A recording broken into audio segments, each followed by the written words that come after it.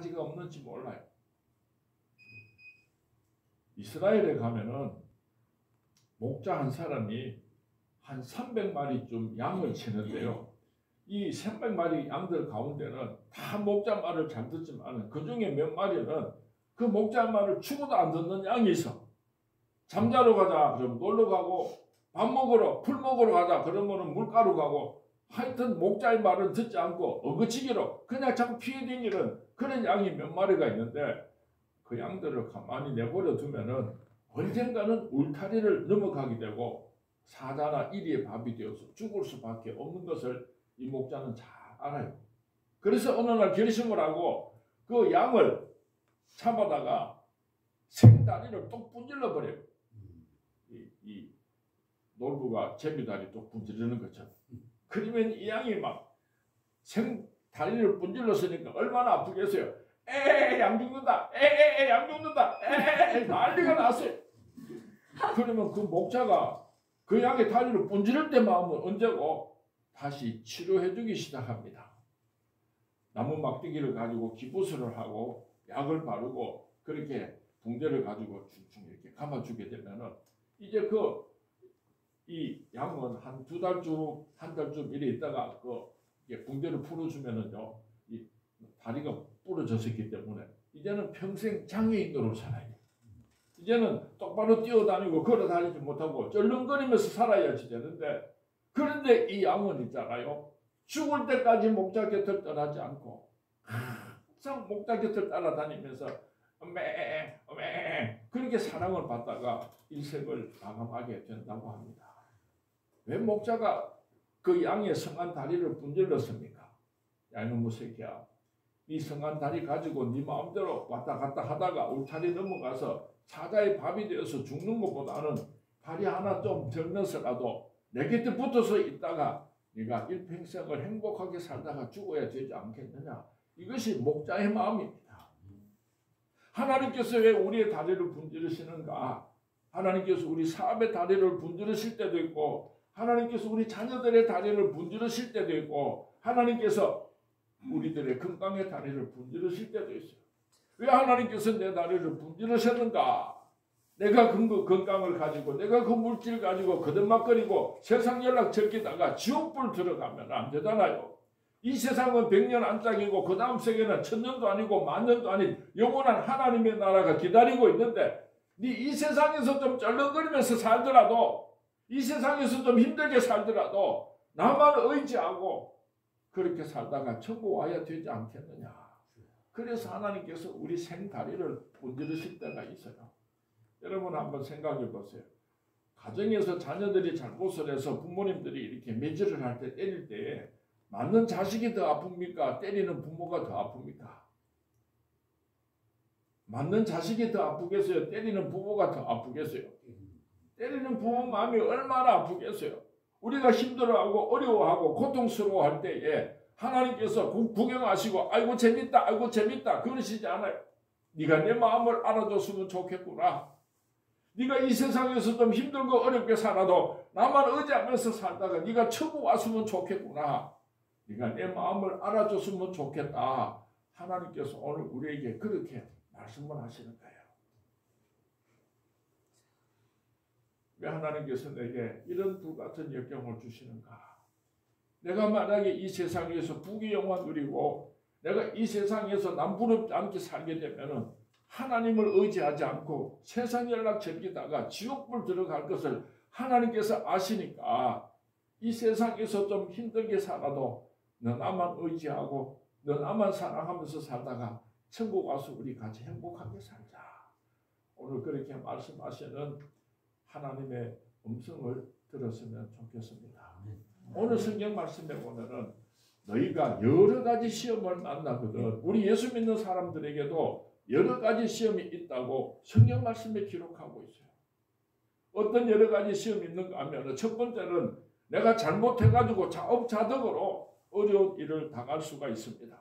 내가 잘못했기 때문에 욕심이 잉태한 적 죄를 낳고 죄가 장성한 적 사망을 낳느니라. 내가 욕심을 너무 부렸기 때문에 그래서 일평생 고통과 역경 가운데 살아갈 수가 있습니다.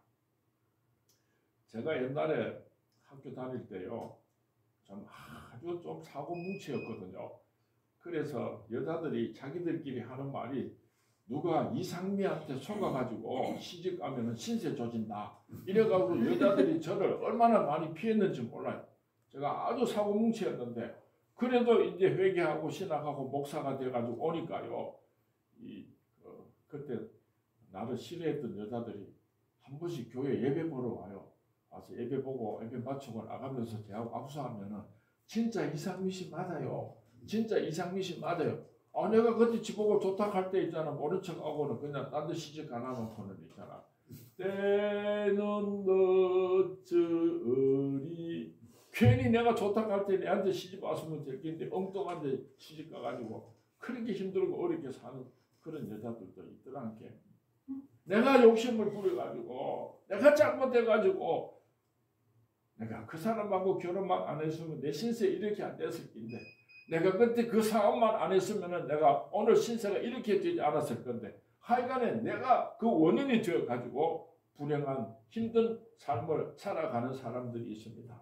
그런가 하면은 우리가 예수를 믿기 때문에 예수 믿지 않는 세상으로부터 환난과 핍박을 받을 수가 있습니다. 예수 믿는다고 하는 한 가지 이유 때문에 가정에서 박해를 받기도 하고 직장이나 세상에 나가서도 어려움을 당하는 경우가 있습니다.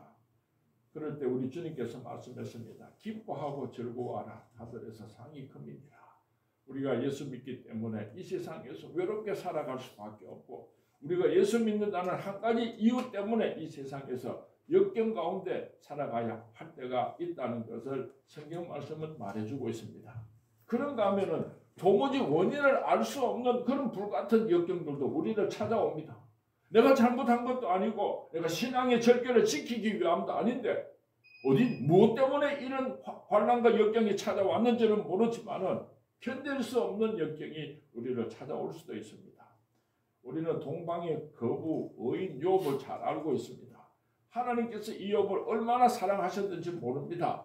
그런데 어느 날 사랑하는 아들, 딸 10명이 다 죽게 되고 그 모든 재산들을 다 불이 타서 없어지게 되고 온몸에 독창이 나서 견딜 수가 없게 되고 마누라도 저주하고 도박을 가고 친구들도 야 이놈아 네가 무슨 잘못을 했으니까 그런 벌을 받은 거지. 욥에게 무슨 잘못이 있었습니까? 그런데도 불구하고 이런 엄청난 불같은 역경이 의인 욥에게도 찾아왔던 것을 성경 말씀에는 기록을 하고 있습니다. 우리가 이 세상에 살아가는 동안에 무슨 이유로든지 환난과 역경을 당할 때에 어떻게 살아가야지 되는가? 오늘 성경 말씀에 온전히 기쁘게 여기라 그렇게 말씀하고 있어요. 한번 따라하시기 바랍니다. 온전히 기쁘게 여기라. 온전히 기쁘게 여기라. 온전히 기쁘게 여기라. 온전히 기쁘게 여기라. 너 울면서도 하나님 아버지 왜 이런 불같은 역경이 나를 찾아왔는지 모르지만은 하나님 감사합니다. 하나님 감사합니다. 이 불같은 역경이 지나간 후에 하나님께서 나를 축복해 주실 줄로 믿습니다. 엉엉 울면서도 감사해야지 돼요. 제가 화장실에 갔더니요. 그러니까 감사. 그래도 감사. 그럼에도 감사. 이 하나님의 축복은요. 감사의 문으로 들어왔다가 불평의 문으로 나간다고요. 우리가 불평하면은요. 그 모든 하나님의 축복이 다 사라지고 없어져요. 감사하면은요. 우리가 짐을 지고 가는 그 무거운 십자가가 점점 더 가벼워지는데 불평을 하면은요. 점점 더 무거워지고 더 커지는 거예요. 감사해야지 돼요. 여러 가지 시험을 만나거든 온전히 기쁘게 여기라. 우리가 음식을 먹을 때에 기쁘고 즐거운 마음으로 음식을 먹으면은 엔돌핀이 나와요. 그래서 우리 몸이 건강해지는데 우리가 음식을 먹으면서 막 짜증을 내고 막 화를 내고 막 스트레스 받아가지고 억지로 막 음식을 먹으면요. 독소 아들의 난리 나와서 우리 건강을 해치게 되는 거예요. 음식을 먹을 때도 즐거운 마음으로 음식을 먹어야 돼요. 어떤 자매님이 하나님께 불평을 했어요. 하나님, 딴 사람들은 저렇게 조그마한 십자가 목에 딱 걸고 다니면 되는 가벼운 십자가를 주셔놓고 왜 내게는 이렇게 무거운 십자가를 주셨어요? 내가 어떻게 이 여인의 몸으로 어떻게 이렇게 무거운 십자가를 지고 갈 수 있어요? 하나님 너무 지나치세요. 막 그러고 하나님께 막 불평을 하고 원망을 했어요. 근데 막 꿈에서 그랬어요. 꿈에서 하나님께 막 불평해. 그러면서 하나님한테 하나님 이 십자가 한쪽 잘라주세요. 너무 크고 너무 무거워요. 그래서 하나님께서 십자가 한쪽을 잘라주세요. 하나님 모양이 좀 이상하잖아요. 자르시는 김에 이쪽도 좀 잘라주시면 좋겠어요. 한쪽을 더 잘랐어요. 아이고 죄송하지만 한쪽도 자를 수 없겠어요. 또 한쪽을 잘랐어요. 마저 자르시죠. 내 모퉁이를 다 잘라버리니까 십자가가 좀만해져서. 그래서 이제는 십자가도 작아졌고 가벼워졌으니까 랄라랄라랄라 그 십자가를 어깨 메고 가는데 저 앞에 보니까요 요단강이 나타난 거야. 그 요단강을 건너가려면 자기 십자가를 또 걸쳐놓고 그 십자가를 밟고 천국으로 들어가야 되는데 이 자매는 이쪽 자르고 저쪽 자르고 저쪽 자르고 이리 잘라버리니까 그 십자가가 너무 작아가지고 요단강에 걸치니까 넘어갈 수가 없는 거야. 그래서 그냥 통곡을 하고 잠에서 깼대요. 그날 이후로 이 자매님은 자기 십자가가 너무 크다고 불평하지 않고 그 십자가를 지고 잘 걸어갔다고 하는 재미있는 이야기가 있습니다. 불평하지 마세요. 아멘. 이스라엘 백성들이 불평을 했어요. 12명의 정탐꾼이 가나안 땅을 보고 가지고 10명이 보고를 하는데 우리가 보고 온 땅은 아낙 자손들이 살고 거대하고 거기에 가서 보니까 우리는 메뚜기와 같이 초라하고 우리는 결단코 저 가나안 땅을 정복할 수 없을 것이다. 그랬어요. 그랬더니 이스라엘 백성들이 왜 우리를 애굽에서 이곳으로 데리고 와서 이 광야에서 죽게 하느냐. 차라리 애굽으로 돌아가자. 그러면서 하나님을 원망하고 모세를 원망하고 밤새도록 난리가 났어요. 난리가. 민수기서 14장에 보면요. 우리 목사님은 성경 말씀을 너무 많이 알아. 나는 목사라도 성경 말씀 대충은 알지만 잘 몰라. 민수기 14장 어디 보면은 하나님께서 이스라엘 백성들이 원망하는 소리를 들었어요. 내가 너희들이 원망하는 소리를 들었다. 내가 맹세하노니 너희들이 말한 대로 우리는 결단코 적과 구려는 가나안 땅에 들어갈 수 없을 것이다. 우리는 이 광야에서 죽게 될 것이다. 이스라엘 백성들이 막 그렇게 하나님 앞에 원망을 했더니요. 하나님께서 너희들이 원망한 그대로 다 이 광야에서 죽을 것이다. 한 사람도 약속된 가나안 땅에 들어갈 수 없을 것이다. 그래서 이스라엘 백성들이요. 광야에서 다 죽었어요. 애굽에서 가나안 땅까지 들어가는데 그 거리가 한 달이나 두 달이면 갈 수 있어요. 너무 그렇게 먼 거리가 아니에요. 이스라엘 백성들이 불평하고 원망했기 때문에 40년 동안 이스라엘 백성들이 광야에 머물면서 이 애굽에서 나왔던 그 1세대 그 불평했던 사람들을 다 광야에서 죽이고 그 후손들을 데리고 하나님께서 적과 구려는 가나안 땅으로 들어갈 수 있도록 인도하셨어요. 우리 하나님께서 듣고 계세요. 내가 무슨 말을 하는지, 내가 무슨 불평을 하는지, 힘들고 어려운 가운데서도 하나님 아시지요. 하나님 아시지요. 엉엉 울면서도 감사하면은 하나님께서 우리에게 큰 축복을 베풀어 주실 줄로 믿습니다. 아멘. 제가 샌프란시스코에서 상황 한인 장로 교회라고 하는 한인 교회에서 제가 대학부를 가르쳤어요. 대학부가 한 20명쯤 되는데 제가 열심히 대학부를 사랑하고 섬겼더니요. 한 1년 반 지나니까 200명이 됐어요. 200명이. 그러고 제가 생각을 해가지고 찬양을 좀 하거든요. 그 샌프란시스코에 있는 목사님, 사모님 합창단을 만들어가지고 연습을 시켜서 1년에 2차례씩 발표회를 했는데 그래서 샌프란시스코에 있는 한인들은요. 대부분들 다 나를 알았어요. 대학생들을 잘 기르는 그런 부목사 또 생각을 해가지고 찬양도 잘하고 합창단을 만들어서 그래서 샌프란시스코에 사는 우리 한국 사람들이 저를 많이 사랑해 줬어요. 그런데 우리 이웃에 상암 한인교회라고 아주 사고 뭉치 교회가 있었는데 그게 담임 목사님이 있잖아요. 도망을 가버리세요.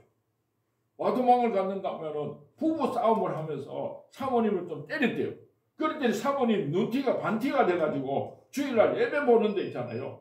쑥 들어와가지고 목사님이 설교하는 중에 들어와가지고 저 목사가 나를 때렸다고 막 감을 지르니까 이 목사님이 하도 창피해가지고 설교하다 말고 도망을 가버렸어요. 그러니까 그 상하 한인교회에서 후임자 목사를 누구를 모시면 되겠는가 모여서 의논을 하다가 그 옆에 있는 상하 한인 장로교회 그 대학부 지도하는 이상민 목사 그 얼굴도 잘생기고 또 키도 크고 또 노래도 잘하고 또 설교도 잘하고 또 내보고 가는 그래가지고 그 사람들이 나를 청하러 온 거예요. 그래서 한번 가서 설교를 했어요. 한 교인들이 한 7, 80명 있는데요. 막 좋아 한번 막 박수를 치고 이랬어요. 근데 한 번만 더 와가지고 설교해 주시기 바랍니다. 이래요. 그 다음 주날 또 설교하러 갔어요.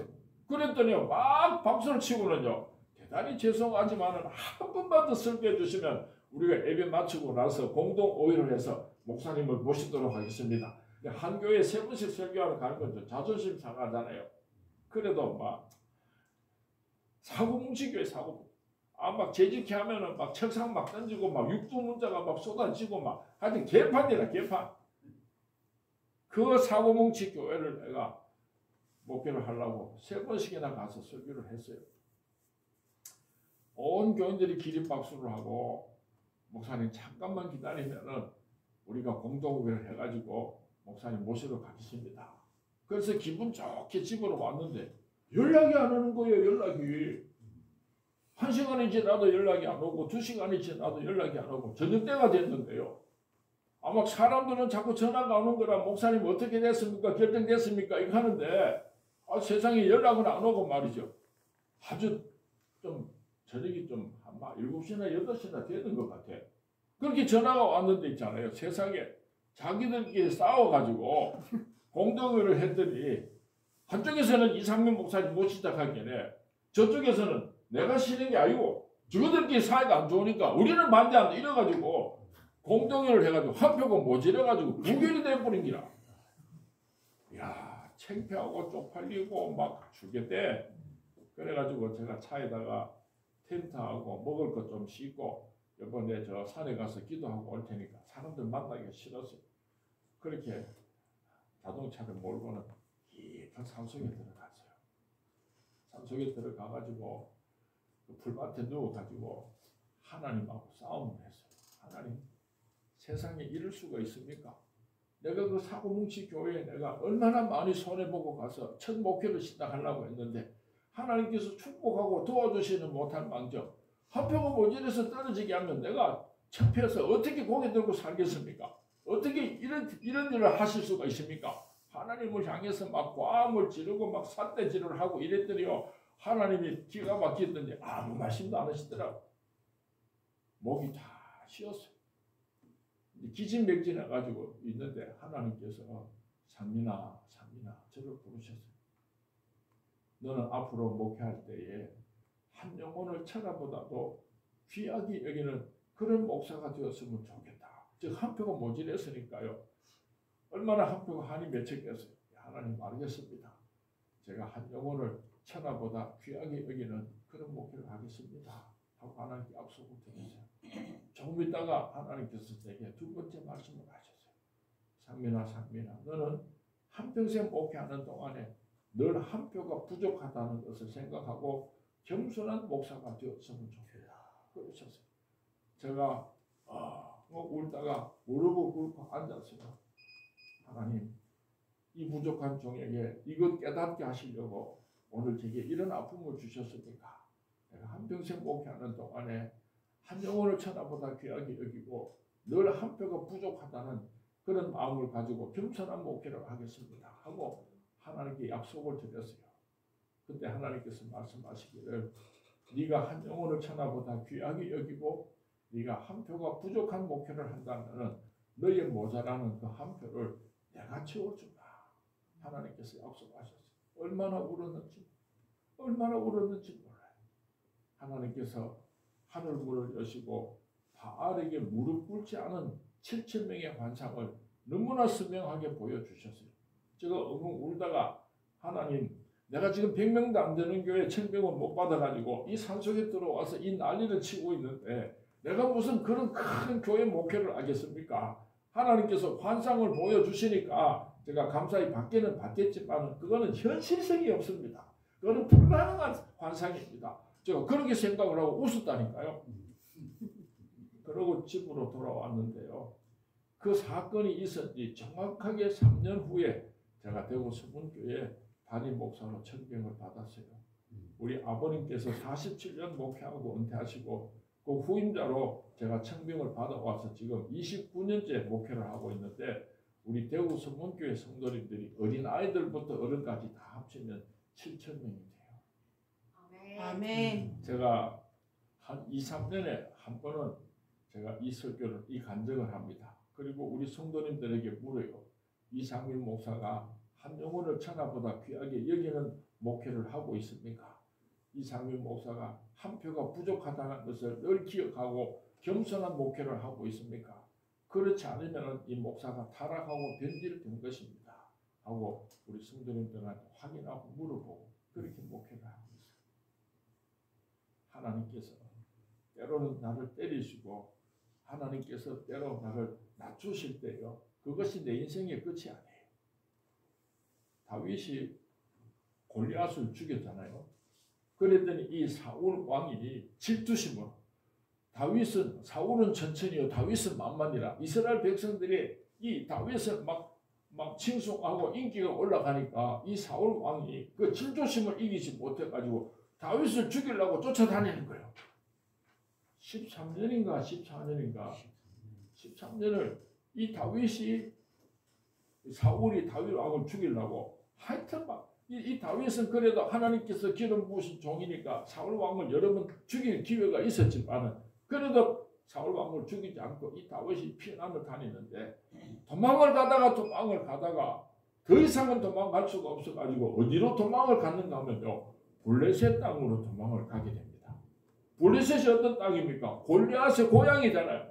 이 골리앗이 죽어가지고 이 블레셋 사람들이 다윗에게 천추에 한이 맺혀 있는데 이 다윗이 블레셋으로 피난을 오니까 블레셋에 사는 사람들이 이놈의 새끼 다윗 요거 때리치기 부려야지 얼마나 미웠겠습니까?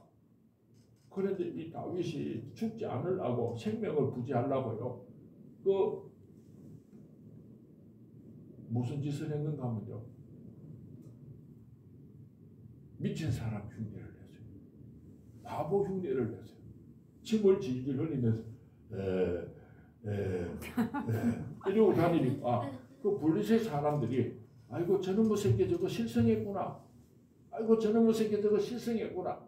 그래서 죽이지를 않고 살려줬어요.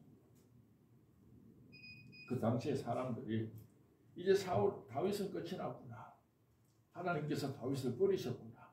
다윗의 인생은 이제 끝이 났구나. 다들 그렇게 생각하고 있었어요. 그런데 하나님께서는 그 다윗을 낮추고 그렇게 비참하게 낮춘 다음에 하나님께서 그 다윗을 축복하시고 비들어 사용하셨습니다. 이스라엘 백성들 가운데서 다윗은 성군 다윗입니다. 이스라엘 백성들이 가장 존경하는 위대한 성군 다윗이 되었던 것입니다. 내 인생이 여기서 끝이 나는구나. 나는 아무런 소망이 없구나. 그렇게 하나님께서 나를 낮추실 때가 있을 것입니다. 그것이 내 인생의 끝이 아니라 하나님께서 다시 붙잡고 위대한 하나님의 사람으로 사용하여 주실 줄로 믿습니다. 아멘. 우리가 힘들고 어려울 때에 역경을 만났을 때에 하나님을 불평하고 원망하지 마시고 온전히 기쁘게 여기라. 온전히 기쁘게 여기라. 이 말씀을 꼭 기억할 수 있기를 바랍니다. 우리가 그 불순물이 많이 들어가 있는 금덩어리를 용광로 속에 집어넣어 가지고 펄펄 끓이게 되면요, 그 모든 불순물은 다 제거되고 정금만 남게 됩니다. 우리가 하나님을 사랑한다고 하지만은 이 세상도 사랑하고 우리 마음속에 불순물들이 얼마나 많은지 몰라요. 불같은 역경을 통하여서 우리가 그 모든 불순한 것들을 다 제거하고 오로지 하나님만 사랑하는 정금 같은 믿음을 가질 수 있기 때문에 오늘 하나님께서 우리에게 역경을 주신다는 것을 꼭 기억할 수 있기를 바랍니다. 어려운 가운데서 우리 믿음이 정금 같은 믿음이 되어서 하나님께서 우리 믿음을 인정하여 주실 때에 이제 내가 너를 붙잡고 사용하겠다. 하나님께서는 역사를 시작하신다는 것을 기억하시기 바랍니다.